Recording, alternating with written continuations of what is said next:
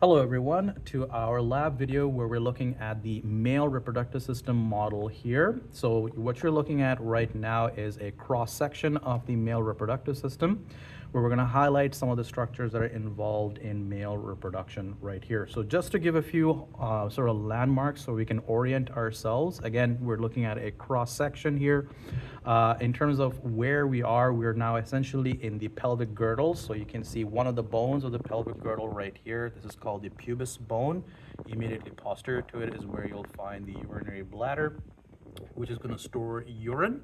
All the way in the back, we have, of course, our coccyx bone, and we have the colon right here. But let's focus on the male reproductive system here, and we'll start with the gonads, which are found again in the scrotum. This is, in this case, made up of the testes. So we have a pair of these for the males, and right on the top is the epididymis. So this is where we have the development of the sperm through a process called spermatogenesis, which gets initiated during puberty. It goes through about a 30 to 45 day cycle as part of that maturation process, where eventually the mature sperm gets stored in the epididymis and then gets released as part of the ejaculation reflex. We'll talk about that in more detail. So a few things to highlight here is first, of course, the fact that the testes do rest outside the body in the scrotal sac. This is because spermatogenesis,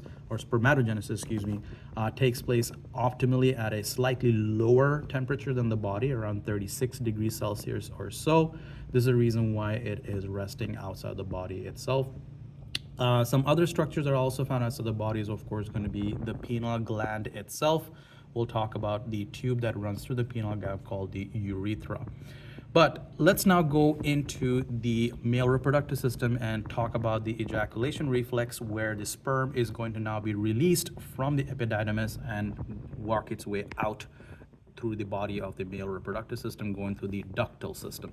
So first we have the epididymis connecting with this long duct that you see here labeled 3. This is called the vas deferens. So as part of the ejaculation process, the sperm first travels through this structure right here, and then it's going to go around the urinary bladder, and it's going to go past 3 accessory glands. These accessory glands are going to provide certain secretions for that sperm in order to form that final fluid that we call semen.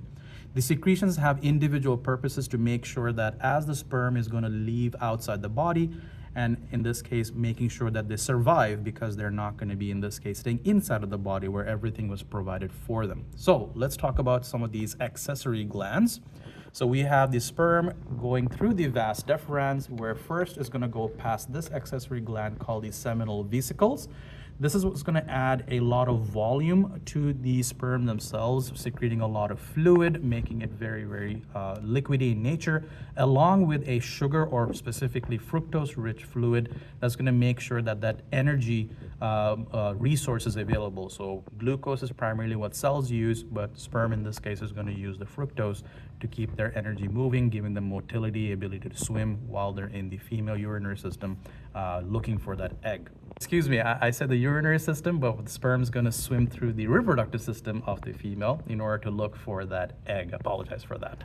But once we go past the seminal vesicles, then we are going to eventually connect with the ejaculatory duct, where we go past another accessory gland. This is the prostate gland, found immediately inferior to the urinary bladder. The prostate gland in this case is going to add further fluids to this, making it a little more, in this case, liquidy as it's going through this particular process, as well as it's going to add a alkaline mucus to that particular seminal fluid that's going to be produced eventually. Once it goes through the ejaculatory duct, it's eventually going to connect with the urethra. So the urethra is a common pathway not only for semen, but also for urine that's going to come down from the urinary bladder. But this is where we go past a third accessory gland located immediately posterior. That is called the bulbourethral gland, or more traditionally called the Cowper's gland.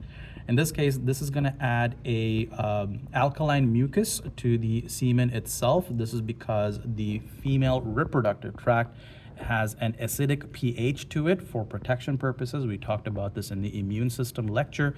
So to neutralize that acid, which would be dangerous for the sperm in the seminal fluid, there is an alkaline fluid that is going to be secreted along with mucus just to kind of lubricate the process as the semen is going to go through the urethra. Once the seminal fluid has been prepared with the secretions from these 3 accessory glands, the semen then, in this case, goes through the urethra, out through the penile gland, and then out of the male reproductive system itself. That's it for this video. Thank you for listening.